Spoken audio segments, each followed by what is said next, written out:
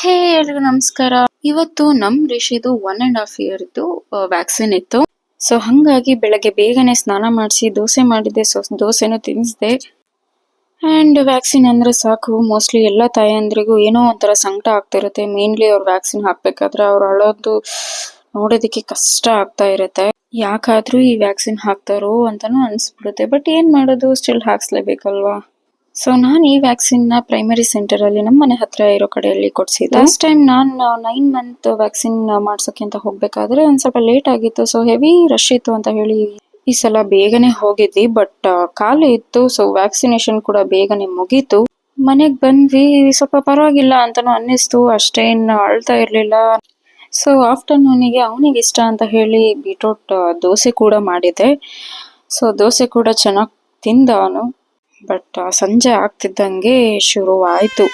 ಕಾಲೆಲ್ಲ ಸ್ವಲ್ಪ ಊತನೂ ಆಗಿತ್ತು, ಜ್ವರನೂ ಬಂದಿತ್ತು. ಹಂಗಾಗಿ ಡೋಲೋ ಡ್ರಾಪ್ಸ್ ಹಾಕ್ದೆ. ಬಟ್ ಸಂಜೆ ಅನ್ನೋಷ್ಟೊತ್ತಿಗೆ ಫುಲ್ ರಿಕವರಿ ಆಗ್ಬಿಟ್ಟಿದ್ದ ನನ್ನ ಮಗ.